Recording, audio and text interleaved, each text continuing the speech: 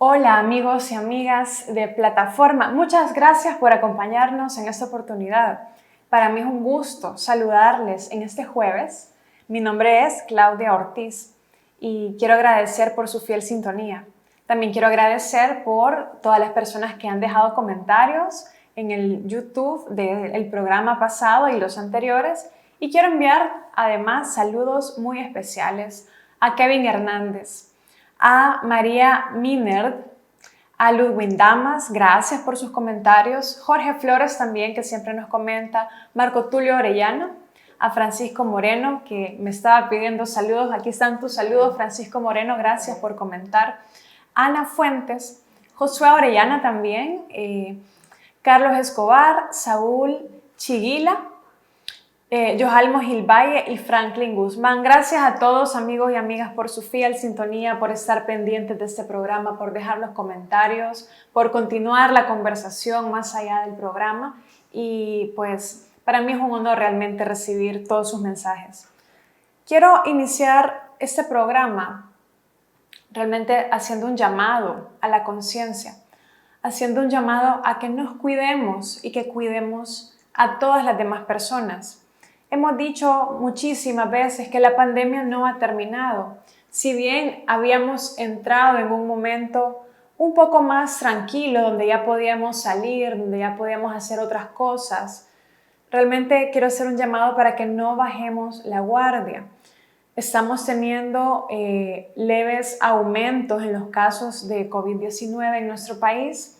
Se dice desde hace bastante que la posibilidad de un rebrote es muy probable en países de Europa donde los primeros meses de la pandemia pues ya pasaron para ellos, pues ahora están teniendo rebrotes. Varias ciudades, por ejemplo en Francia, han sido otra vez cerradas y puestas en alerta máxima. En Estados Unidos también se están dando estos fenómenos. Entonces, depende de nosotros realmente. Yo sé que es cansado, yo sé que es trabajoso estar aplicando todas las medidas de seguridad, limpiar todo cuando llegamos del supermercado, del mercado, estarnos quitando los zapatos, cambiando mascarilla, bañándonos cuando llegamos a la casa. Todo eso es muchísimo trabajo extra, pero por favor hagámoslo, vale mucho la pena. Es importante. Si en estos momentos por la falta de acuerdos de nuestros líderes políticos no ha sido posible tener reglas claras de cómo convivir, de cómo reabrir nuestra economía de una forma ordenada, hagámoslo nosotros, tengamos cuidado nosotros, cuidemos a los demás. Puede ser un familiar, puede ser un amigo cercano que sufra esta enfermedad por una irresponsabilidad nuestra. Así que no escatimemos esfuerzos, no escatimemos ningún cuidado, es exagerado. Sigamos acatando todas las medidas de seguridad. Usemos mascarilla cuando salgamos de nuestros hogares en todo momento y por favor también mantengamos la distancia. Dicho esto y dicho de todo corazón realmente para que no entremos en una nueva etapa de un rebrote de este terrible virus que nos está dejando muchas lecciones a la humanidad, quiero abordar este día un tema con base en una frase de una entrevista en la cual participé esta semana, siempre acá en TVX, y una frase que parece que gustó mucho, ¿verdad? Porque encierra un significado bastante importante. La frase es que mantenernos en crisis es la excusa perfecta para no gobernar. Y a mucha gente le gustó porque parece que explicaba de alguna forma lo que estamos viendo actualmente y lo que hemos visto en la historia de nuestro país. Y quisiera explicar y desarrollar un poco esa frase para compartirles cómo comprendo yo esta situación de mantener las crisis, de dónde viene esto y qué efectos tiene en el bienestar de nosotros como población. Pero para hacer eso necesitamos sin duda ir a hacer un poco de historia, ¿verdad? Necesitamos sin duda poder revisar qué es lo que pasó en nuestro país. Y miren, en El Salvador, en una primera etapa, digamos, muy larga, desde que se fundó la República, la fuerza y los recursos del poder político no han sido usados exactamente para gobernar o para gobernar bien. no han sido usados para una visión de país en la que quepamos todos y en la que las grandes mayorías de la población puedan tener la oportunidad de desarrollar su pleno potencial como personas.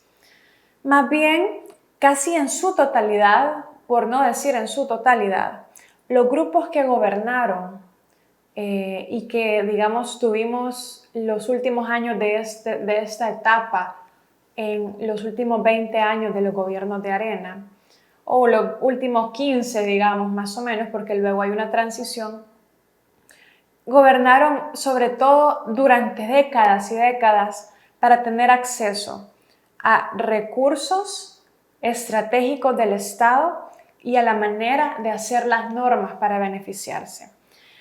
Y ocupando estos recursos estratégicos del Estado para hacer crecer su patrimonio.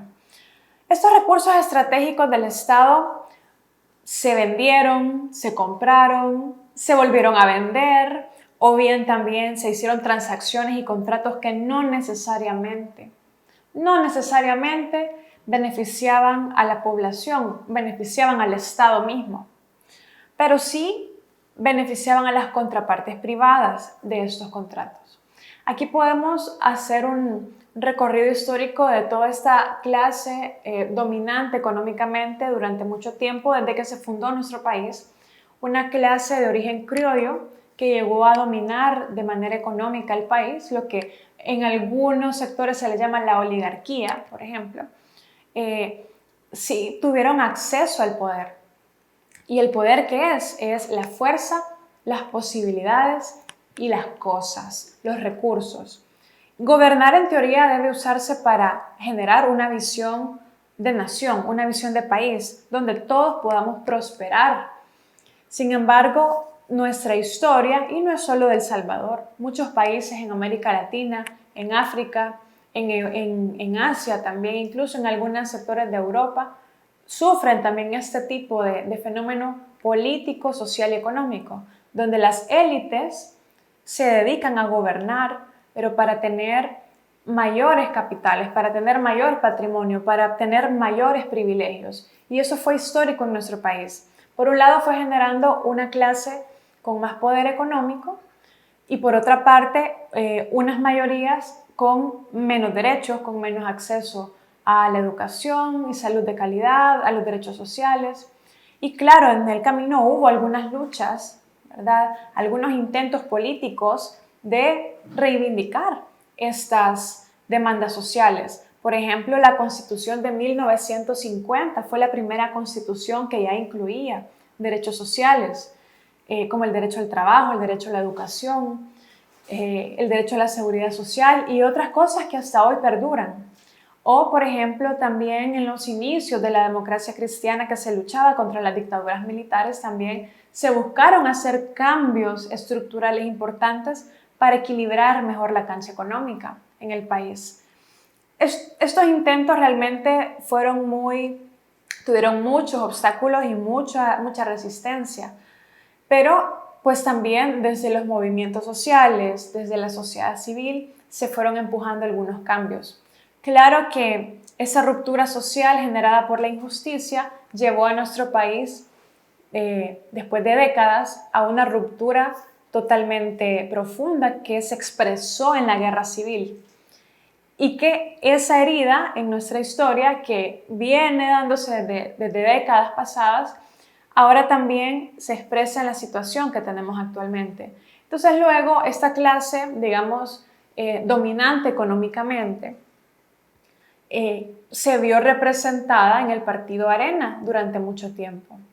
Y por supuesto, luego de los acuerdos de paz, ese conglomerado de grupos que buscaban un cambio social se expresó políticamente a través del FMLN y otros partidos de centroizquierda o de izquierda moderada.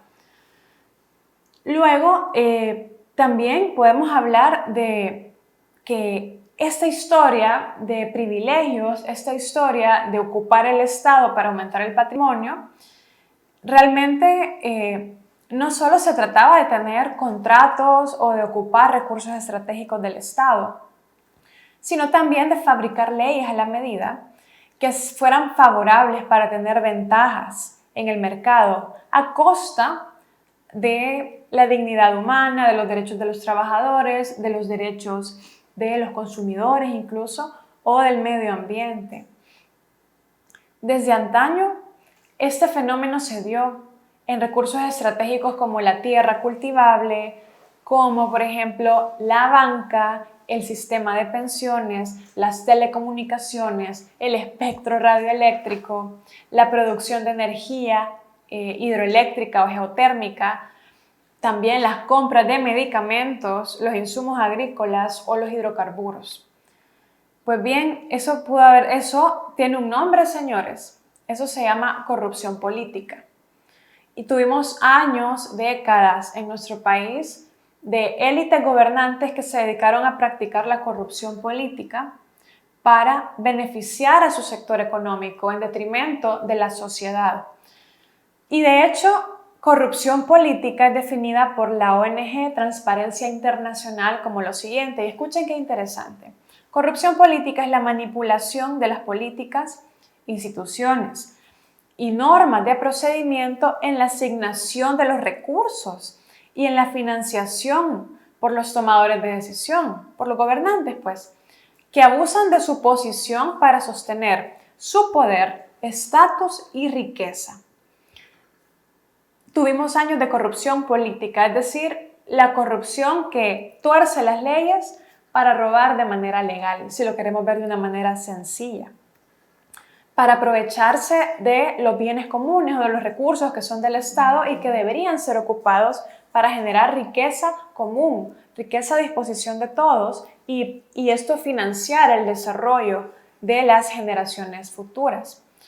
Pero bueno, también esta clase que durante años gobernó, también en la corrupción política propició la impunidad, sistemas de justicia débiles y sometidos a los intereses económicos de los gobiernos de turno y de las élites económicas dominantes. Durante años tuvimos Cortes Supremas de Justicia que obedecían a estos intereses, fiscales generales de la República que no cumplían su función, la Corte de Cuentas también, y esas instituciones que en el papel estaban para controlar el poder, nunca lo hacían. Pero luego pues vino una segunda etapa. Tal vez era un grupo que llegó al poder o que llegó a tener poder económico, no necesariamente político, con base al esfuerzo personal o con base en la revolución. Este grupo o estos grupos, porque de hecho son varios, no nacieron en cuna de oro, no tenían ya, digamos, en el linaje de su familia el acceso a estos recursos, no habían acumulado este patrimonio y este capital, sino que iban más bien, ya, como dije, con base en el esfuerzo personal, a veces con base en el aprovechamiento de ese sistema de corrupción que dejó el otro grupo, iban haciendo su fortuna y prosperando en los negocios. Y también el grupo de movimiento social más radical que llega al poder a través de el conflicto armado y el reconocimiento del FMLN como un partido político. Pero el problema fue que incluso cuando este grupo empieza a incursionar en la política, creo que el primer representante o el que abre la transición a eso fue el expresidente Antonio Saca, que introduce por primera vez a la élite de ascendencia árabe en la política y en tener influencia en la vida pública del país. Y luego lo sigue los siguientes dos gobiernos del FMLN que buscaban más bien hacer una reacción a esa dominación del grupo económico dominante.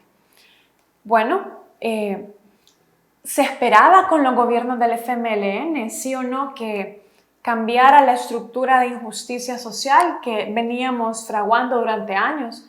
Pues sí, pero el problema es que las prácticas se repitieron y se repitieron en nuevos grupos dominantes económicamente que empezaron a surgir y que empezaron a hacer lo mismo, ocupar el Estado, sus recursos y el poder a través de la fuerza pública y de la posibilidad de hacer leyes y de regulaciones para seguir extrayendo los recursos del Estado para su propio patrimonio. Y entonces aquí es donde empezamos, como este grupo no dominaba los principales sectores estratégicos de la economía, empezaron a ocupar el Estado como principal fuente de generación de riqueza. Y ahí es donde vemos el segundo tipo de corrupción que fue cada vez más visible. No quiere decir que no existía en la primera etapa, pero en esta etapa fue mucho más visible, más descarada, que fue la gran corrupción. La gran corrupción que ya habla de extraer directamente los recursos del Estado, robando el dinero del erario público a través de grandes proyectos de infraestructura o a través de contratos inflados, con comisiones escondidas para los contratistas, a través del enriquecimiento ilícito, con nepotismo, plaza fantasmas, viáticos de viajes que no se hacían, por ejemplo, y muchas otras prácticas de las que ya hemos hablado en este programa.